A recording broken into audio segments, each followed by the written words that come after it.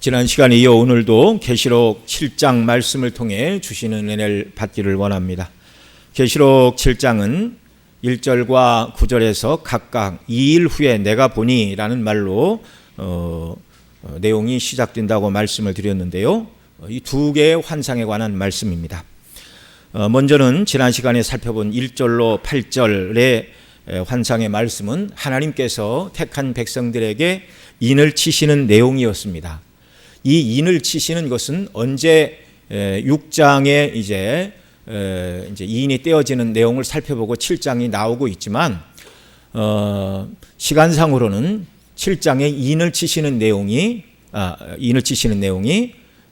하나님의 백성들의 이마에 인을 치시는 내용이 6장에 하나님의 두루마리에 인봉된 인을 떼시는 일보다 시간적인 순서로 먼저라고 앞 시간에 말씀을 드렸습니다.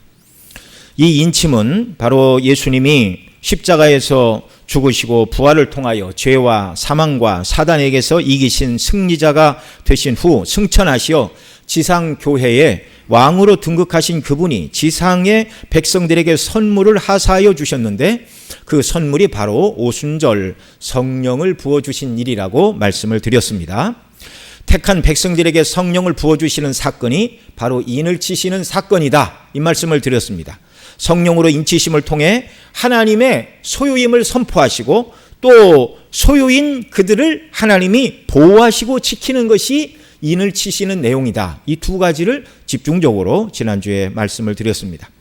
성령께서 예수님 믿는 저와 여러분들에게 임하시어 우리가 예수님의 대속의 피로 구속함을 받은 자녀들임을 고백하게 하시는 구원의 확신을 주십니다. 이게 우리 편에서 인이에요. 우리 편에서. 하나님 편에서 주시는 인은 성령으로 인치사 믿게 하시는 것이고, 우리는 우리가 인침받은 자들이라는 걸 어떻게 아는가? 예수님의 그 피가 나를 위하여 흘린 피라는 것을 믿게 되고 감사하게 되고 구원의 확신에 사로잡히는 게, 이게 바로 저와 여러분이 인맞은 자들의 증거라는 말입니다. 이 구원의 확신은 우리로 하여금 하나님을 성령 안에서 누구로 부르게 한다고요? 아바, 아버지로 부르게 하는 것입니다.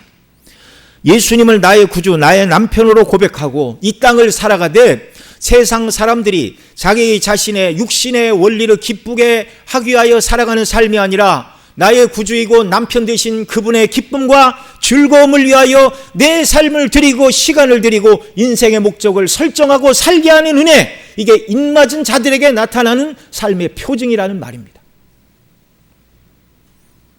이 인치심을 받은 자들은 이제 하나님의 소유인이 하나님의 보호 아래 살게 되죠. 궁극적으로 이 보호는 인을 맞기 전에 첫 번째 인부터 네 번째 인이 떨어지는 재앙 가운데 망하여 지옥 형벌에 떨어지지 않는다. 그러니까 궁극적으로 하나님이 인치셔서 보호하시는 이 보호는 재앙을 당하기 전에 먼저 예수님을 믿고 구원을 베풀어 주시는 인이다, 그런 말입니다. 그러나 이 땅에서 이 인을 맞은 성도들이 하나님이 보호를 하시지만 때로 핍박과 고난을 받습니까? 안 받습니까? 받지요. 많이 받지요. 우리가 앞서 2장 3장에 살펴본 소아시아 7교회 많은 환난과 핍박과 궁핍에 처했습니다. 당시 그 흩어진 이방인 지역에 살고 있던 예수님 믿는 자들은 다 상업조합의 길드에 가입하지 않으면 직장을 얻을 수 없고, 그 상업조합에 가입한 사람들은 자기들이 직업으로 삼은 일들을 주관하는 주신들을 섬기고 있었다고 말씀을 드렸죠. 그 신전에 가서 제사를 드리고 예배하고 또 같이 그들이 하는 성전의 여사제들과 더불어 성행위를 하는 것이 일반적인 제사를 드리는 일반적인 일들이었습니다. 그런 일을 안 하려니까 핍박을 받죠. 그런 일을 안 하니 일거리를 안 주고 먹고 사는 것이 힘든 고난과 고통을 직면해야 됩니다. 그래서 이들을 이제 우리가 살펴본 6장 9절에 보면 어떤 자들이라고 말해요? 하나님의 말씀과 저희의 증거를 인하여 죽임을 당한 영혼들이라고 말하고 있어요. 예. 여러분, 하나님이 인치셔서 내 소유다, 그리고 내가 보호한다라고 말씀하시지만 세상에서 어떤 환난과 어려움도 당하지 않습니다. 환난과 어려움을 당하지 않는다면 하나님의 말씀과 저희의 증거를 인하여, 그 복음 증거를 인하여 죽임을 당한 영혼들이 나타날 수가 없는 거예요. 복음 때문에 순교를 당하였거나 또는 순교자적인 삶을 살아가는 은혜를 주시지만 끝까지 믿음을 지키도록 하나님이 성령 안에서 보호하시고 주장하시는 것이 하나님의 보호의 의미라는 말입니다. 여러분, 베드로 사도는 베드로전서 1장 5절로 6절에서 이렇게 말합니다. 너희는 말세에 나타나기로 예비하신 구원을 얻기 위하여 믿음으로 말미암아 하나님의 능력으로 보호하심을 받았느니라. 자, 말세에 나타나기로 예비하신 구원을 얻기 위하여 믿음으로 말미암아 하나님의 능력으로 보호하심을 받았대요. 그러니까 말세에 나타나기로 예비하신 구원, 그 앞에 보면 3절에서는 그걸 산소망이라고 말하고 4절에서는 썩지 않고 더럽지 않고 쇠하지 아니하는 하늘의 유업, 그 새하늘과 새 땅을 우리에게 주시는데 하나님이 우리를 위하여 예비하신 이것을 우리가 얻도록 하나님의 능력으로 우리를 보호하신대요. 그 다음 6절 보십시오. 같이 읽겠습니다. 그러므로 너희가 이제 여러 가지 시험으로 말미암아 잠깐 근심하게 되지 않을 수 없으나 오히려 크게 기뻐하도다. 아멘. 5절에서 하나님의 능력으로 우리를 보호하신대요. 인친 당신의 백성들을. 그런데 그 다음 6절에서 뭐라고 말합니까? 여러 가지 시험으로 말미암아 잠깐 근심하게 되지 않을 수 없으나 오히려 크게 기뻐하도다. 왜 기뻐해요? 여러 가지 시험으로 잠깐 근심하지만 하나님의 능력으로 끝까지 우리가 보호하심을 입고, 그래서 하나님이 예비하신 썩지 않고 더러지 않고 쇠하지 아니하는 영광의 나라를 유업으로 우리에게 반드시 주실 것이기 때문에 그런 것입니다. 그러니 그리스도인으로서 이 땅을 살아가면서 하나님 아버지, 하나님이 만물의 주관자이시고 우리가 자녀이고 예수님의 피로 사랑하사 내가 너를 귀히 여긴다 말씀해 주셨는데 내 삶에 왜 이렇게 시련과 환난과 고난이 많이 불어닥칩니까? 이렇게 말해서는 안 되는 거예요. 이 땅에서의 성도의 자리는 본질적으로 환난과 고난의 자리라는 것을 기억하시기 바랍니다. 왜요? 이 세상은 하나님을 대적하는 공중 권세 잡은 사단이 주관하는 세상이에요. 하나님의 백성과 사단의 백성의 영적인 싸움터에 우리가 최전선에 나가서 싸우는 자들입니다. 세상 주관자들이 자기들과 다른 그리스도인들을 내버려 둘 리가 있습니까? 하나님의 능력으로 보호하심을 우리가 입었습니다. 하나님께서는 우리에게 믿음을 주시고 성령으로 인치신 저와 여러분, 날마다 우리를 도우사 때로 환난과 핍박과 어려움 속에서도 끝까지 믿음을 지키고 하늘의 영광에 넉넉히 들어가게 하시는 주님을 바라보시기 바랍니다. 자, 이것이 바로 인치시어 당신의 소유로 삼으신 자들을 보호하시는 하나님의 보호의 방식입니다. 7장의 두 번째가 이제 9절로 시작되어 2일 후에 내가 보니로 시작되는 9절로 17절의 말씀인데요. 이 말씀은 이제 6가지, 6장에서 말했던 6가지 인, 8장에 나오는 7가지 인, 이 모든 인들이 다 떼어지고 마지막 심판이 시행된 이후 예수님 재림하시고 그리고 하나님이 택하신 모든 자들, 이들이 다 완전히 구원받은 하늘의 모습을 우리에게 보여주시고 있어요. 이 말씀을 살펴볼 때 주의 성령께서 저와 여러분 모두에게 잘 깨닫고 기뻐하고 이 말씀에 소망을 두고 살아가는 저와 여러분 모두가 되게 하시기를 간절히 원합니다. 자, 오늘 본문인 9절로 17절에서 지난 시간에 말씀을 드린 대로 모든 환난을 다 통과한 성도들이 하늘에서 누리는 영광을 말씀해 주고 있습니다. 1절로 8절이 인 맞고 이 땅에서 이제 고난을 받아야 될 자들에게 인을 치시고 내가 너희를 불렀다. 내 소유로 불렀다. 그런데 특별히 이스라엘 12지파에서 12,000명씩 14만 4천이라고 말한 것은 군대로 점거하는 것이라고 말씀을 드렸죠. 그리스도의 군사로 우리를 부르시어 영적인 싸움을 싸워야 될 자들이라는 걸 하나님의 소유된 자들로서 하나님의 백성답게 그리스도의 신부로서 정결하게 성령을 보신 전으로서 세상 사람들과 구분된 거룩한 삶을 살아야 될 자들로 인쳤다는 것을 보여주셨다면 이제 9절 이하는 그러한 사람을 끝마치고 그러한 삶을 완전히 마치고 하늘 영광에 들어간 자들이 얼마나 복된 자들인가를 말씀해 주는 것, 곧 저와 여러분이 미래의 모습입니다. 이미 구원받아 천국에 들어간 하나님의 면전 앞에 서 있는 구원받은 성도들의 모습입니다.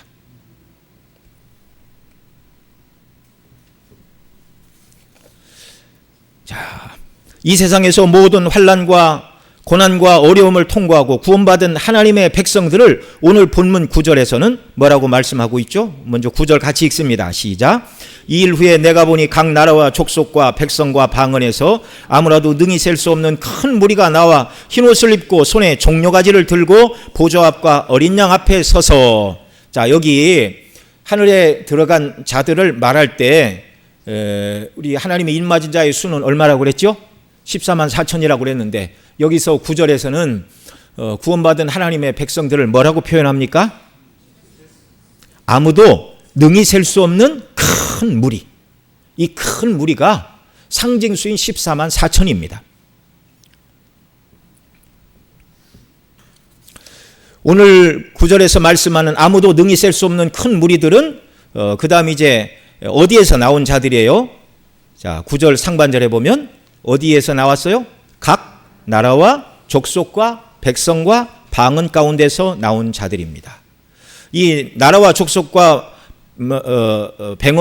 나라와 족속과 백성과 방언이라는 표현은 한번 나왔죠. 이미 앞에 계시록 5장 9절에서 구원의 노래, 새 노래를 부를 자들을 말하면서 이렇게 말합니다. 그들이 새 노래를 불러 이르되 두루마리를 가지시고 그 인봉을 떼기에 합당하시도다. 일찍 죽음을 당하사 각 족속과 방언과 백성과 나라 가운데서 사람들을 사서 하나님께 피로 드리시고, 이렇게 말씀하고 있어요. 자, 여기서 오늘 본문 7장 9절에서는 이 14만 4천 능히 셀 수 없는 무리들이 어디서 나왔는가? 나라와 족속과 백성과 방언 가운데. 여러분, 이게 이 나라라는 것은 수많은 나라, 수많은 족속, 수많은 백성, 수많은 방언을 쓰는 사람들 가운데, 그러니까 온 지구상의 모든 백성 가운데 택한 하나님의 백성을 다 불러 구원하셨다, 그 말이에요. 예. 5장 9절에서는 오늘 본문과 이제 순서가 바뀌어서 족속, 방언, 백성, 나라로 이렇게 되어 있지만 그 순서가 중요한 건 아닙니다. 이 네 가지. 하나님의 택한 백성들은요, 유대인들만이 아니고 모든 나라와 족속과 백성과 방언 가운데서 하나님이 불러 구원하신다는 말입니다. 여러분, 이것은요, 하나님께서 아브라함과 맺으신 언약을 성취하여 주신 언약의 성취의 말씀입니다. 여러분, 하나님께서는 구약시대는 유대인만 구원하신다고 하셨다가 신약시대에 갑자기 뜻을 바꾸어 이방인도 구원하신다고 말씀하시는 계획을 바꾸시는 분이 아니에요.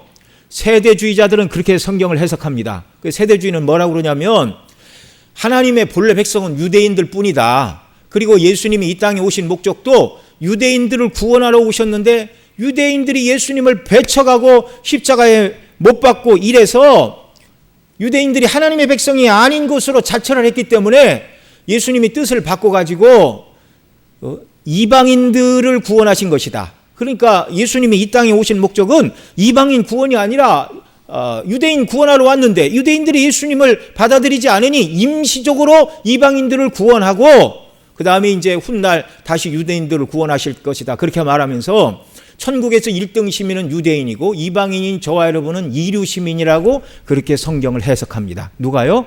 세대주의자들이. 잘못된 성경 해석입니다.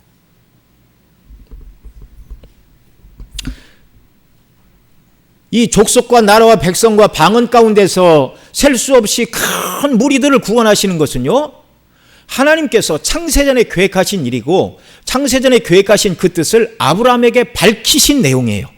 아브라함과의 언약을 이루신 일이에요. 그래서 창세기 15장 4절 6절을 보면 여러 구절이 있는데 이제 영생의 말씀 나오면 보시고요. 핵심 구절 몇 개만 보겠습니다. 창세기 17장 4절 5절에 이렇게 말합니다. 보라, 같이 읽죠. 시작. 보라, 내 언약이 너와 함께 있으리니 너는 여러 민족의 아버지가 될지라. 이제 후로는 내 이름을 아브라함이라 하지 아니하고 아브라함이라 하리니 이는 내가 너를 여러 민족의 아버지가 되게 함이니라. 아멘. 자, 하나님이 아브라함과 언약을 맺으시되 너는 여러 민족의 아버지가 되라. 그렇게 말하고 있어요. 그래서 5절에서는 내 이름을 아브람이었는데 아브라함으로 바꿨는데 아브라함의 이름의 뜻이 뭐라고요? 여러 민족의 아버지, 열국의 아버지. 신약의 사도 바울은 갈라디아서 3장 6절로 9절에서 이렇게 말합니다. 같이 읽습니다. 아브라함이 하나님을 믿음에 그것을 그에게 의로 정하셨다 함과 같으니라. 그런즉 믿음으로 말미암은 자들은 아브라함의 자손인 줄 알지어다. 또 하나님이 이방을 믿음으로 말미암아 의로 정하실 것을 성경이 미리 알고 먼저 아브라함에게 복음을 전하되 모든 이방이 너로 말미암아 복을 얻으리라 하셨느니라. 그러므로 믿음으로 말미암은 자는 믿음 있는 아브라함께 복을 받으리라. 아멘.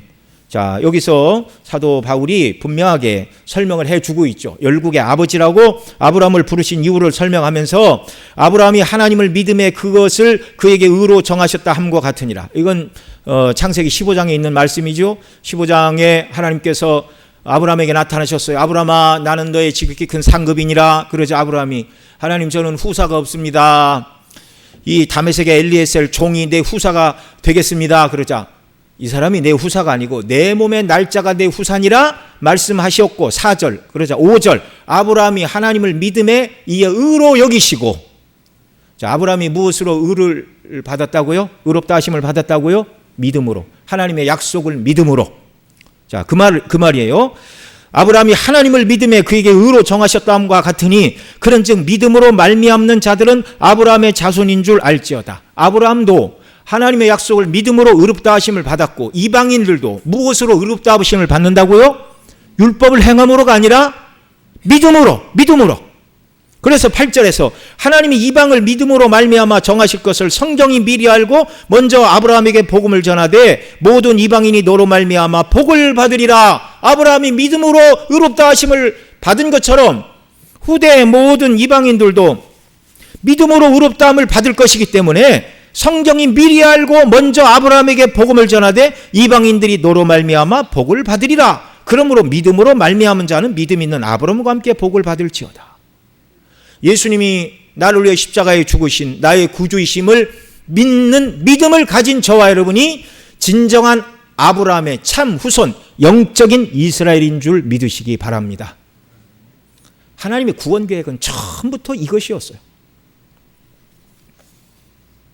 저와 여러분이 아무도 능히 셀 수 없는 큰 무리에 속한 자들인데 이들은 흰옷을 입고 그 다음에 손에 종려가지를 들고 있다. 그렇게 9절, 오늘 본문 9절이 말씀하고 있죠.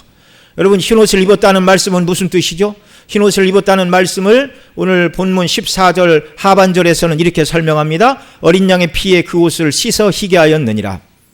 여러분 잘 아시는 것처럼 이 말은 예수님의 십자가의 대속의 피로 죄사함을 받고 예수님의 의로 옷 입은 자들, 예수님을 믿는 자들을 의롭다 칭해 주시는 칭의 은혜를 받은 것을 이렇게 표현하는 것이에요. 한편 이 흰옷은 제사장의 옷이라고 여러 번 말씀을 드렸습니다. 출애굽기에서 일반 제사장의 옷이 바로 흰 옷이었는데요. 오늘 본문 15절에 그들이 성전에서 밤낮 하나님을 어떻게 했다고요? 섬김에, 밤낮 하나님을 섬김에. 흰옷을 입고 밤낮 하나님을 섬기는 제사장들입니다. 천국에서 그리스도의 신부요 하나님의 자녀일 뿐만 아니라 하나님을 섬기는 제사장입니다. 노동으로 섬기는 자들이 아니라 예배와 하나님과의 교통 가운데 하나님을 섬기는 영화로운 섬김인 줄 믿으시기 바랍니다. 구원받은 저와 여러분은요, 이 땅에서나 하늘에서나 하나님을 예배하는 제사장들이에요. 오늘 우리는 지금 예배당에 모여 이렇게 예배하고 있지만 이미 구원받은 성도들은 천상의 교회, 승리한 교회들은 하늘에서 하나님을 예배하고 있는 줄 믿으시기 바랍니다. 예. 그들의 예배는 우리의 예배보다 더 완전할까요? 완전하지 못할까요? 더 완전하죠. 왜냐하면 우리는 여기 앉아서도 여러 가지 세상 번잡한 생각이 많아요. 근심스러운 일들은 다 내려놓고 예배 드리시기 바랍니다. 예배 끝나고 누구 만나야 되는데 이 생각도 다 내려놓으세요. 천국에서 예배하는 예배자들은요, 그런 생각 안 해요. 온전히 구원해 주시는 구원의 기쁨과 감격으로 하나님을 예배하는 줄 믿으시기 바랍니다. 그래서 이 땅에서 하나님을 예배할 때 저와 여러분의 예배도 그런 예배가 되어야 돼요. 그런 예배. 두 번째로 저와 여러분 모두가 아무도 능히 셀 수 없는 큰 무리에 속한 자들인데 나라와 족속과 백성과 방언 가운데서 구속함을 입은 자들인데 흰 옷을 입었을 뿐만 아니라 9절에 보면, 오늘 본문 9절에 보면 이들의 손에 무엇이 들려있다고 그러죠? 9절 한 번 더 읽습니다. 이 일 후에 내가 보니 각 나라와 족속과 백성과 방언에서 아무도 능히 셀 수 없는 큰 무리가 나와 흰 옷을 입고 손에 종려가지를 들고 보좌 앞과 어린 양 앞에 서서 이렇게 말하고 있습니다. 자, 이들의 손에 무엇가 들려있다고요? 종려가지. 손에 종려가지를 들고 있는 것은 승리의 왕을 환영하는 모습입니다. 이스라엘 역사 속에서 신약과 구약의 중간사, 한 400년 기간을 중간사라고 그래요. 말라기 이후 이제 세례 요한이 나타나기까지 선지자가 나타나지 않았어요. 그 시기를 중간사다 그렇게 말합니다. 그 중간사 시대에 헬라에서 나누어진 셀루커스 왕조의 안티오쿠스 4세가 예루살렘 성전 제사를 금하고 그 성전에서 제우스에게 돼지로 제사를 지내어 성전을 모독하는 일이 있었어요. 그가 유대인들을 자기 백성으로 삼기 위해서는 할례도 행하지 말고 안식일도 지키지 말고 성전 제사도 하지 말고, 만약에 구약의 율법 성경을 소지해도 사형에 처한다, 이렇게 엄청나게 핍박을 가했습니다. 그런데 여러분, 유대인들이 예루살렘 성전에 제우스에게 돼지로 피로 제사를 드린 일을 보고 가만히 있을 수가 없죠. 이 일을 보고 유다 마카비가 예루살렘을 점령하고 성전을 정화하는 일이 있었습니다. 이때 마카비가 예루살렘에 입성할 때 모든 유대인들이 나와 종려가지를 들고 환영을 했어요.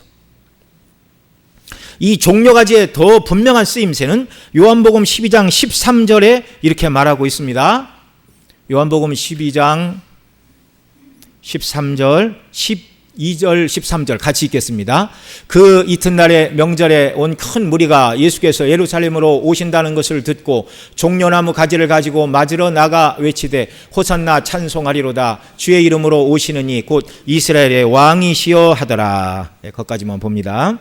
여기 예수님께서 예루살렘에 구원의 왕으로 입성하실 때에, 나귀를 타고 입성하실 때 명절에 예루살렘에 모인 큰 무리들이 뭐라고 그랬어요? 호산나 찬송하리로다, 주의 이름으로 오시는 이 곧 이스라엘의 왕이시여 하더라 라고 예수님을 지금 왕으로 종려가지를 흔들며 맞이하고 있어요. 물론 그들은 예수님이 예루살렘에 입성하시어 왕이 되시어 로마 군대를 물리치고 그들이 생각하는 세상적인 왕이 되실 줄 생각하고 한 행동이었지만,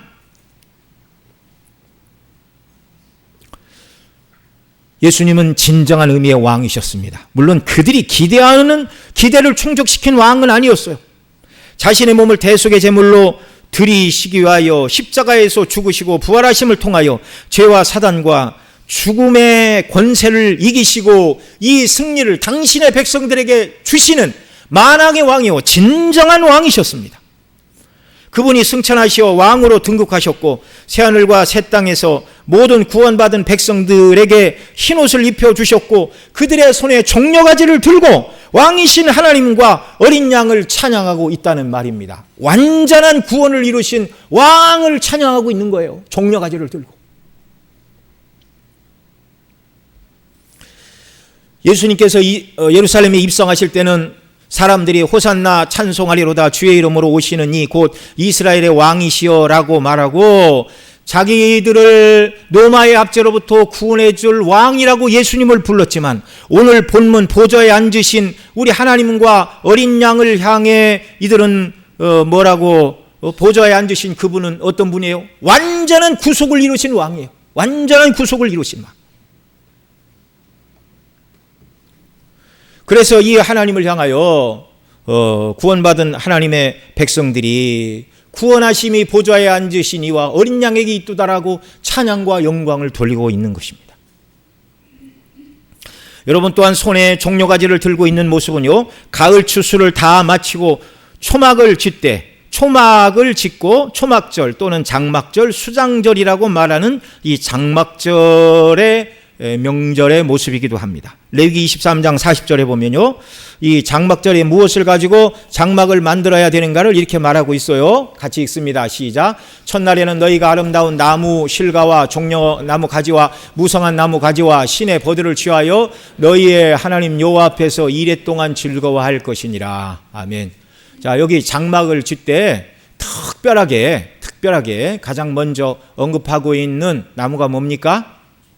종려나무 가지, 이렇게 말하고 있어요. 종려나무 가지. 구약의 장막절, 다른 말로 수장절, 곡식을 다 모아 창고에 드리고 감사하는 절기죠.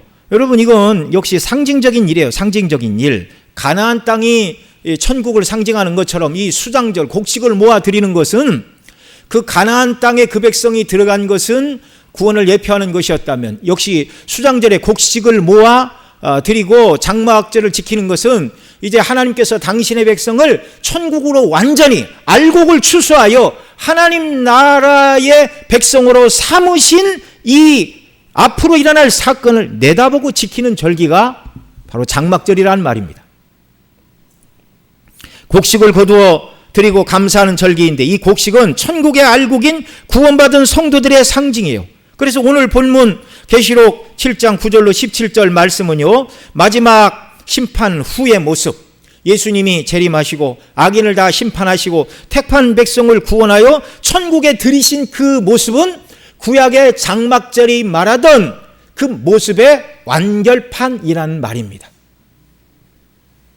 택한 백성들 곧 알곡을 모아 들이시고 지키시는 이 장막절이 완전하게 완성된 형태라는 말입니다. 레위기 23장 40절 하반절에서 장막절을 지키되 하나님 여호와 앞에서 이레 동안 즐거워할 것이라 하였는데요, 이레 7 완전수라고 말씀을 드렸죠. 그 완전수를 상징하는 7일 동안 이 땅에서는 장막절을 지켰지만, 하늘에서는 그 완전수의 의미처럼 영원 무궁토록 참된 장막절의 명절이 계속되는 것이 저와 여러분이 들어갈 새하늘과 새 땅, 천국인 줄을 믿으시기 바랍니다.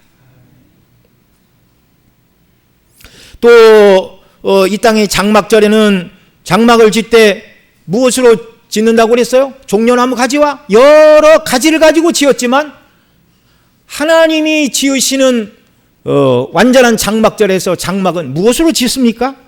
15절 하반절에 보면 이렇게 말해요. 보좌에 앉으신 이가 그들 위에 장막을 치시리니. 시들어버릴 종려나무 가지로 새하늘과 새 땅에서는 장막을 만드는 것이 아니라 친히 하나님께서 그들 위에 장막을 치신다, 이렇게 말씀하고 있습니다. 여러분, 하나님께서 장막을 치신다는 말씀은요, 하나님이 그냥 어떤 텐트를 가지고 수고스럽게 일어나서 막, 자, 동쪽에서 서쪽까지 뭐 이렇게 천막을 칩시다, 그런 말이 아니라 하나님의 영광으로 충만하게 하신다는 말이에요. 그 말이 하나님이 그들 위에 장막을 치신다는 표현입니다. 여러분, 이런 일은요, 이 땅에 모세의 성막과 솔로몬 성전을 봉헌할 때 여호와께서 빽빽한 구름으로 영광 중에 임하신 사건을 우리에게 생각나게 하는 것입니다.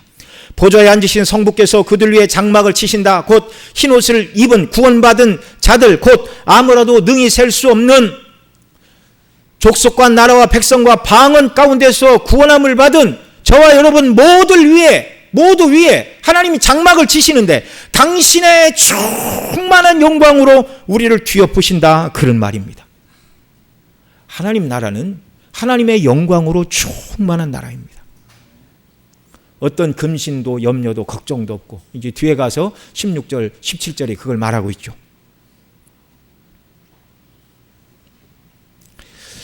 자, 이 아무도 능히 셀 수 없는 큰 무리, 곧 지금 승리한 성도들로 구성된 천상의 교회, 그리고 주님 재림하시면 저와 여러분이 함께 이 무리에 참여하게 될 것인데, 지금 하늘에서 그들은 무엇을 하고 있습니까?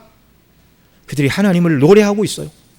장차 저와 여러분도 하늘에 가서 하나님을 찬양하며 하나님을 예배하는 제사장으로 섬기게 될 것입니다. 자, 10절 말씀 같이 읽습니다. 오늘 본문 10절 시작. 큰 소리로 외쳐 이르되 구원하심이 보좌에 앉으신 우리 하나님과 어린 양에게 있도다 하니. 자, 이 말씀처럼 지금 승리한 하늘의 교회, 구원하심이 보좌에 앉으신 우리 하나님과 어린 양에게 있도다라고 노래하고 있고, 장차 저와 여러분도 이렇게 노래하게 될 줄로 믿습니다. 여러분, 하고 찬송해야 될 수많은 구절이 있지만 핵심적인 이야기를 하고 있어요. 큰 소리로 외쳐. 구원하심이 보좌에 앉으신 우리 하나님과 어린 양에게 있도다. 구원받아 천국에 들어간 저와 여러분들에게 있어서 가장 큰 은혜가 뭐예요? 구원의 은혜예요. 구원의 은혜. 지옥 형벌이 아니라 영원토록 그 영광 가운데 살게 하시는 구원의 은혜, 날마다 그 영광을 찬미한다는 것입니다. 이 구원은요, 하나님께서 창세전에 계획하신 구원입니다. 예수님께서 십자가에서 대속의 피를 흘리시고 완성하신 구원입니다. 이 구원은 성령께서 예수님이 이루신 것을 우리로 하여금 우리 것이 되도록 믿게 하시고 인치시는 일을 통하여 우리 것으로 삼아주신 성령의 적용하심을 통하여 우리가 받은 구원의 은혜입니다. 구원은 전적으로 하나님이 계획하셨고 예수님이 이루셨고 성령님이 우리에게 적용하셨습니다. 자랑할 것은 하나님밖에 없어요. 그래서 천국에서 구원하심이 보좌에 앉으신 우리 하나님과 어린 양에게 있도다라고 노래하게 되는 것입니다. 구원받을 자들뿐만 아니라 하늘에서 천사들도 노래를 합니다. 12절 보겠습니다. 자, 11절, 12절 같이 읽죠. 시작. 모든 천사가 보좌와 장로들과 내 생물의 주위에 서 있다가 보좌 앞에 엎드려 얼굴을 대고 하나님께 경배하여 이르되 아멘. 찬송과 영광과 지혜와 감사와 존귀와 권능과 힘이 우리 하나님께 세세토록 있을지어다. 아멘 하더라. 아멘. 예.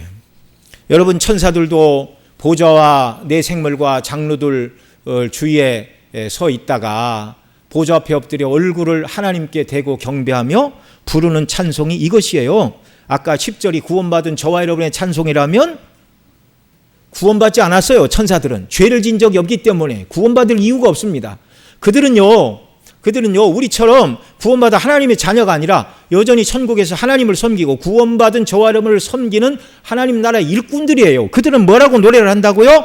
아멘. 찬송과 영광과 지혜와 감사와 존귀와 권능과 힘이 우리 하나님께 세세토록 있을지어다. 아멘. 이렇게 노래한다는 말입니다. 여기 12절에서 아멘이라는 말이 앞뒤를 싸고 있어요. 이거 샌드위치 이렇게 빵 사이에 무엇을 넣듯이 아멘이 앞뒤로 싸고 있고 그 가운데 핵심적인 7가지로 하나님께 찬송하며 영광을 돌립니다. 그 7가지가 무엇입니까? 찬송, 영광, 지혜, 감사, 존귀와 권능과 힘. 여러분, 성경에서 숫자 7은 완전수라고 그랬죠? 완전한 찬송과 영광을 하나님께 돌리고 있는 거예요. 먼저 찬송이 하나님의 것이라고 말합니다. 하나님과 예수님은 영원토록 찬송받으실 창조의 주님이시오, 구속의 주님이십니다. 찬송은 누구 거라고요? 하나님 거라고요. 하나님 거. 그 다음에 영광도 우리 하나님과 예수님의 것입니다. 하나님과 예수님은 그 존재하심에 있어서 영광스러운 분이에요. 존재의 영광, 자존하시고 자족하시고 전지전능하시고 무소부재하신 존재 자체가 영광스러운 분이시고 성품 자체가 영화로우십니다. 거룩하시고 의로우십니다. 그런데 거룩하시고 의로우신 하나님 앞에 우리는 설 수 없잖아요. 우리를 하나님 앞에 세우기 위하여 하나님의 긍휼과 자비와 선하심의 성품으로 그 아들을 우리에게 내어주신, 정말 이 하나님의 의로운 성품은요, 무한하시고 무궁하시고 불변하시는 영광의 본체이십니다. 그런 하나님, 그런 예수님을 우리가 아버지와 구주로 섬기고 있어요. 지혜도 하나님의 것이다 말하고 있어요. 하나님은 지혜로 창조하셨고 죄인을 의롭다 하심에 있어 조금도 충돌하지 않도록 죄인의 죄를 해결하지 않고는 죄가 여전히 있는 이 죄인을 천국으로 데리고 가면 하나님 나라가 더러워지잖아요. 그래서 이 죄인의 죄를 정결하게 하시는 방법을 하나님의 지혜로 고안해내셨어요. 그 지혜가 뭡니까? 우리의 죄를 예수님의 십자가로 보내는 것이고 예수님의 의로 우리를 덧입혀 완전한 자로 만들어 천국으로 인도하시는 하나님의 지혜, 영원 무궁토록 찬미해야 될 하나님의 지혜입니다. 감사도 마찬가지입니다. 구원받은 성도는 늘 창조와 구원의 하나님, 그리스도 안에서 자녀 삼으신 아버지 하나님, 신랑 되신 예수 그리스도께 늘 감사해야 됩니다. 감사도 하나님의 것이에요. 존귀도 하나님의 것입니다. 하나님보다 존귀한 분이 없는 지존하신 분이기 때문에 그렇습니다. 그 다음에 권능과 힘도 하나님의 것이다. 권능 있으신 분이에요. 권능의 자리에 계시고 모든 것을 행하실 수 있는 힘이 하나님께 있습니다. 이 하나님의 권능과 힘으로 택한 백성인 저와 여러분이 구원함을 받았고 또 완전한 구원을 예수님 재림하심으로 이루어 주실 줄 믿으시기 바랍니다. 이렇게 천사들도 7가지로 하나님을 높이고 찬양하고 있는데 말씀드린 대로 숫자 7이 상징하는 하나님은 완전하신 분, 완전한 경배와 높임과 존귀를 받으셔야 되는 분. 그래서 이 땅에서나 하늘에서나 무한하신 하나님, 완전하신 하나님께 저와 여러분은 날마다 예배로 나아가 경배를 돌려야 하는 것입니다. 그러면 아무도 능히 셀 수 없는 큰 물에 속한 저와 여러분은 이 땅을 어떻게 살아야 되겠습니까? 능히 셀 수 없는 큰 무리를 이제 14절에서는 다른 말로 2가지로 설명을 해요. 자, 14절 말씀 같이 읽습니다. 내가 말하기를 내 주여 당신이 아시니이다 하니 그가 나에게 이르되 이는 큰 환난에서 나오는 자들인데 어린 양의 피에 그 옷을 씻어 희게 하였느니라. 자, 능히 셀 수 없는 큰 무리, 이들이 하나님의 인치심을 받아 하나님의 소유요 하나님의 보호하심을 받는 자들이라고 말씀을 드렸는데 이들이 어디서 나온다고요? 큰 환난에서 나오는 자들이다 이렇게 말씀하고 있습니다. 이 큰 환난의 기간은요 초림부터 재림의 기간입니다. 그 세대주의자들이 말하는 것처럼 7년 대환란, 3년 반은 환난이 약하고 후 3년 반이 환난이 극심하고 그 환난 전에 당신의 백성을 뭐 이렇게 휴거하시고 또 휴거받지 못한 자들이 이 7년 대환란 동안 고난을 받고, 이건 성경을 아무리 연구해도 그런 얘기를 찾아낼 수가 없어요.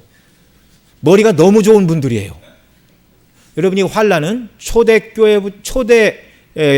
예수님의 초림부터 재림의 기간, 이것이 환난의 기간입니다. 교회사 기간입니다. 그러니까 성경에서 이 땅에서의 성도의 삶은 뭐라고요? 환난을 살아가는 자들이다, 그렇게 정의하고 있는 것입니다. 앞서 살펴본 소아시아 7교회 중에 거의 모든 교회가 환난과 핍박과 고난에 직면했고 그 7교회는 초림부터 재림 사이에 있을 모든 교회들의 상징이라고 말씀을 드렸죠.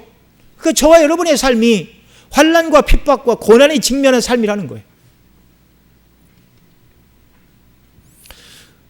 우리가 이 땅에서의 삶 자체가 큰 환난입니다. 사도 바울도 이걸 가르쳤어요. 사도행전 14장에 보면 1차 선교 여행길에서 자신을 핍박하고 쫓아내고 돌로 친 루스드라와 이고니온과 비시디아 안디옥을 다시 방문하러 갑니다. 우리가 보면 제정신이 아니에요. 돌에 맞아 사람들이 죽은 줄 알고 이게 밖에 시외로 내다놨어요. 근데 툴툴 털고 일어나 다른 곳에 가서 또 복음을 전합니다. 그런데 더베 가서 복음을 전한 다음에 자기를 돌로 쳤던 루스드라와 쫓아낸 이고니온, 자기를 비방하고 쫓아냈던 비시디아 안디옥으로 다시 가요. 제정신이 아니에요. 왜 거기 거기서 먹었던 무슨 감자탕 생각이 나서 다시 가는 겁니까? 거기 보았던 기가 막힌 폭포가 있어서 안디옥으로 다시 돌아가기 전에 구경 한번 하러 갔어요? 아니에요. 핍박 가운데 세워진 교회가 거기 있었어요. 교회가. 그 교회를 방문하게 하여 다시 돌을 던진 그곳을 향하여 거슬러 갑니다. 그리고 제자들을 만나 이렇게 말해요. 사도행전 14장 22절에 같이 읽습니다. 제자들의 마음을 굳게 하여 이 믿음에 머물러 있으라 구원하고 또 우리가 하나님의 나라에 들어가려면 많은 환난을 겪어야 할 것이라 하고, 그들의 마음을 굳게 하여, 핍박 가운데 있는 그들의 마음을 굳게 했어요. 그리스도의 십자가의 복음에 견고히 서라고 굳게 했어요. 그리고 말합니다. 우리가 하나님 나라에 들어가려면 무엇을 많이 겪어야 된다고요? 환난을 많이 겪어야 한다고요. 디모데후서 3장 12절에도 이렇게 말합니다. 무릇 그리스도 예수 안에서 경건하게 살고자 하는 자는 박해를 받으리라.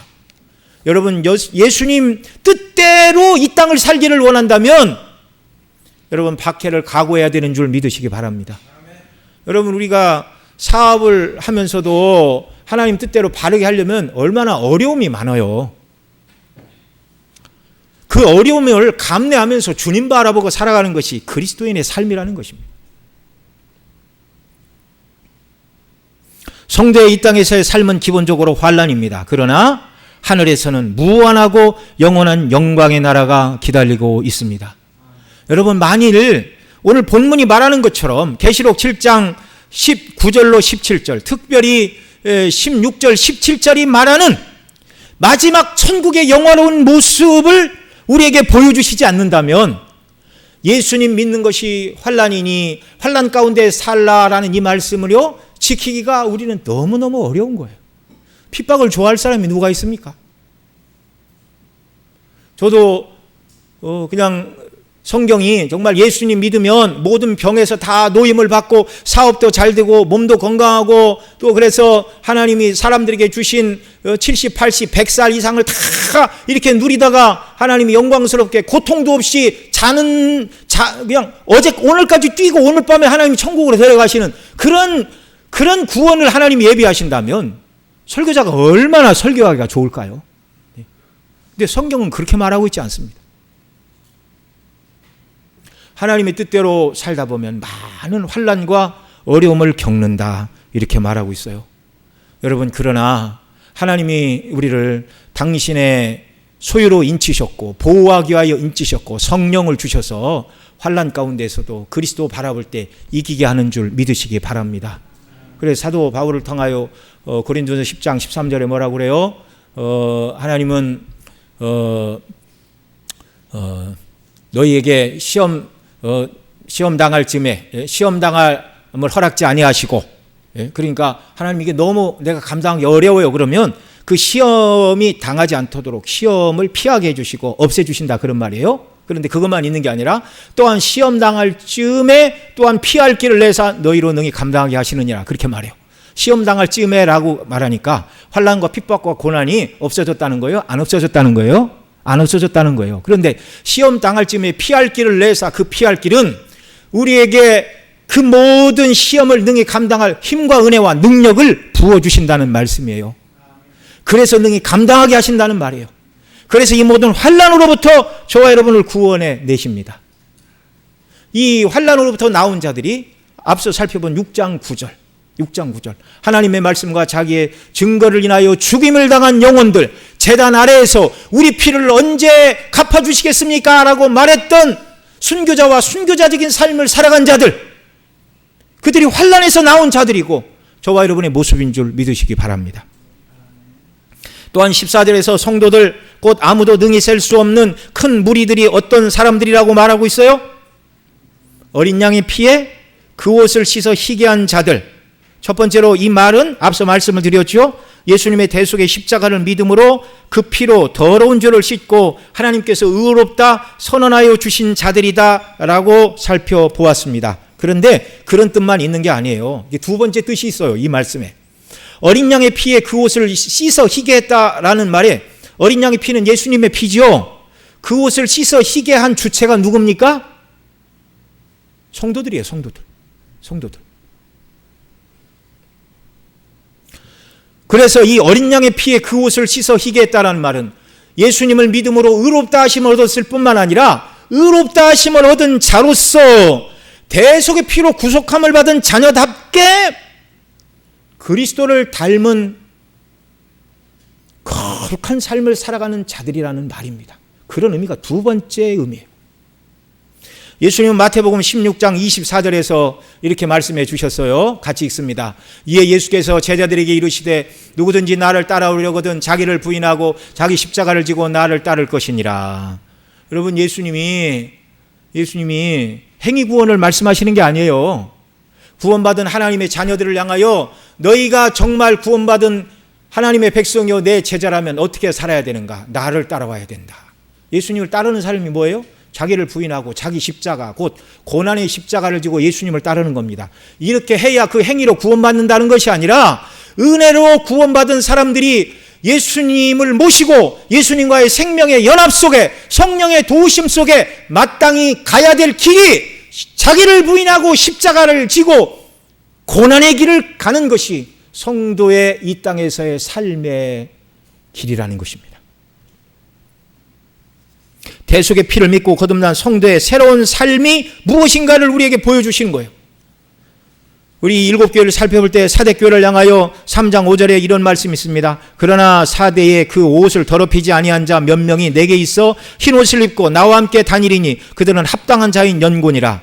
그 옷을 더럽히지 않는 자들 누구예요? 의롭다 하심의 은혜를 입고 예수님의 재림을 바라보고 예수님의 깨끗하심과 같이 자기를 깨끗하게 한 자들, 이들이 옷을 더럽히지 않는 자들이에요. 이들이 오늘 본문이 말하는 예수님의 피에 자기의 옷을 빤 사람들인 줄 믿으시기 바랍니다. 여러분, 예수님 우리에게 시시한 구원을 준 게 아니에요.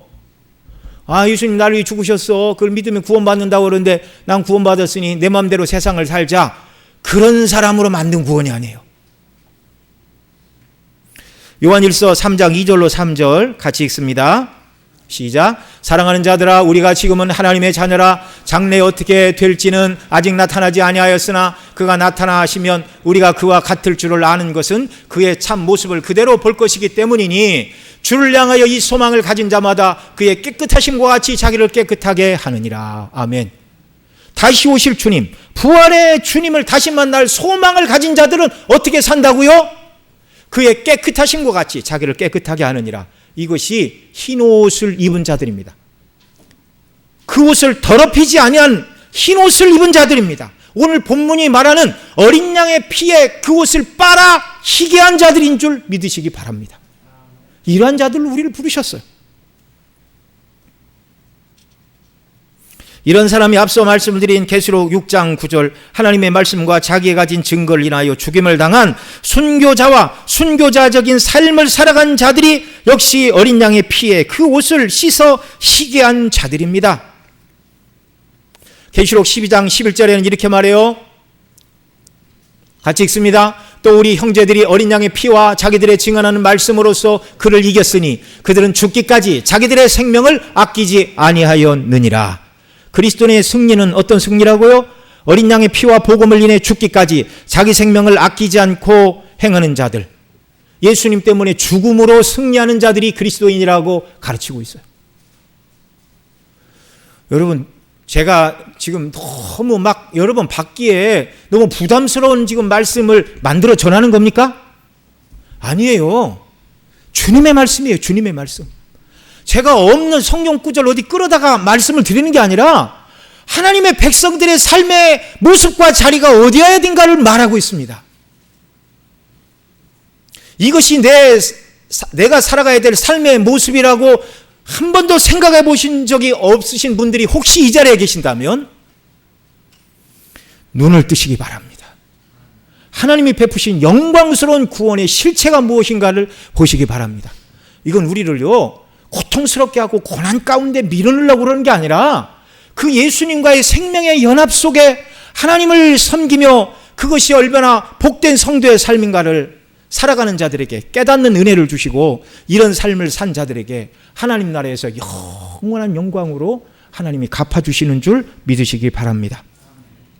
계시록 14장 4절 5절 말씀도 같이 읽습니다. 시작. 이 사람들은 여자와 더불어 더럽히지 아니하며 순결한 자라. 어린 양이 어디로 인도하든지 따라가는 자며 사람 가운데서 속량함을 받아 처음 익은 열매로 하나님과 어린 양에게 속한 자들이니 그 입에 거짓말이 없고 흠이 없는 자들이더라. 역시 어린 양의 피에 그 옷을 빨아 희귀한 자들의 순결하고 경건한 삶의 모습을 이렇게 말씀해 주고 있습니다.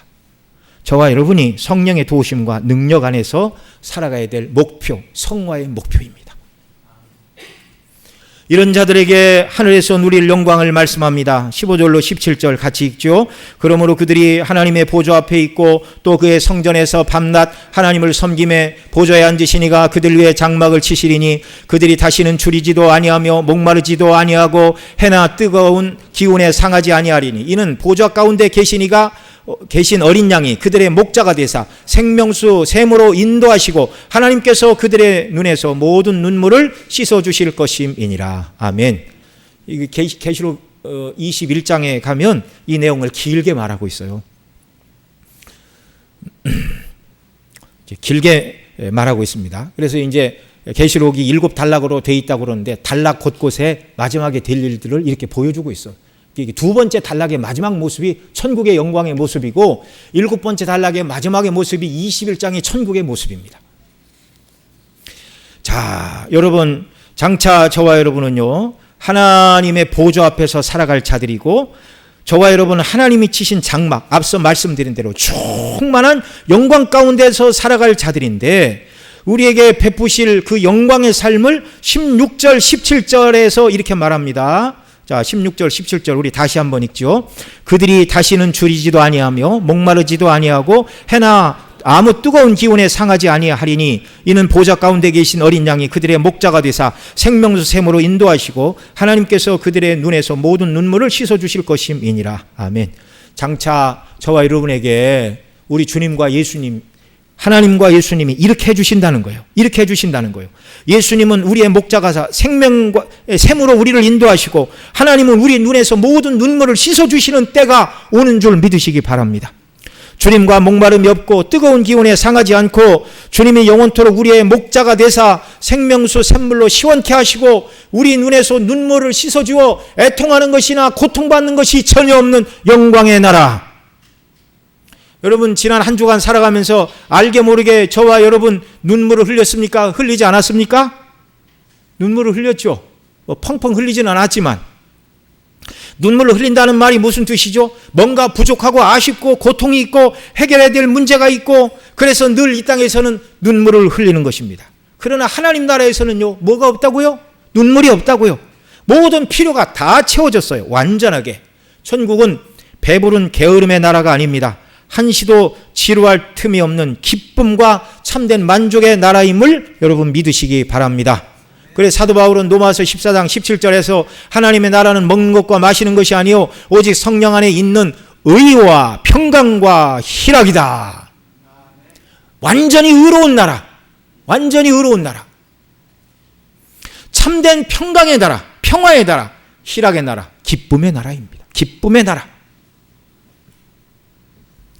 장차 주님 오시는 그날에 우리가 이 나라의 백성과 후사가 될 것입니다. 이 영광의 소망으로 오늘을 살아가는 저와 여러분 모두가 되시기를 바랍니다. 이 영광을 바라보고 이 영광이 우리 마음에 충만하게 될 때 세상을 이기는 자들이 되는 거예요. 우리는 이 땅에서 전투하는 교회의 일원으로 부르심을 받았습니다. 어린 양의 보배 피를 믿음으로 옷을 빨고 흰옷을 입은 자로서 이 흰옷을 더럽히지 않도록 주님의 재림을 바라보고 그의 깨끗하심과 같이 자기를 깨끗하게 하는 삶, 죄와 불의를 떠나고 복음 때문에 고난을 받으나 제단 아래 죽임을 당한 자들과 같이 순교자의 삶 또는 순교자적인 삶을 살아가는 자들이 되어서 이 영광 나라에 합당한 자들로 하루하루를 주 앞에서 살아가는 저와 여러분 모두가 되시기를 간절히 소원합니다. 우리 다 같이 기도하겠습니다. 우리 하나님 말씀 들은 말씀 붙들고 우리 함께 기도하겠습니다. 하나님 아버지, 능히 셀 수 없는 무리가 바로 저 자신이라는 걸 깨달았습니다.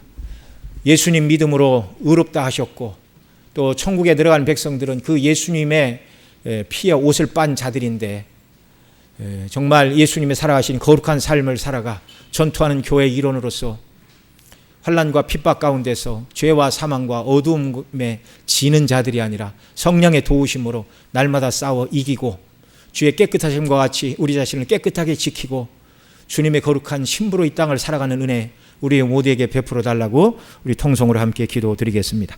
사랑하시는 아버지 하나님, 오늘 또 주의 말씀 듣게 하시니 감사합니다. 이 말씀 붙들고 기도합니다. 하나님 아버지, 이 일 위에 내가 보니 각 족속과 나라와 백성과 방언 가운데서 능히 셀 수 없는, 아무라도 능히 셀 수 없는 큰 무리가 있는데 그것이고 상징수인 14만 4천이고 아브라함에게 약속하신 대로 이방인인 우리가 예수님 믿어 이 수에 참여하는 놀라운 은혜를 베풀어 주시니 감사합니다. 이들의 손에, 이들은 흰옷을 입었고 그 손에 종려나무 가지를 들고 있는 자들인데 주여, 우리가 흰옷을 믿음으로 입었습니다. 어린 양의 피에 이 흰옷을 빨아 하나님 아버지, 영적인 싸움에서 승리하는 그리스도의 군사가 되게 하여 주옵소서.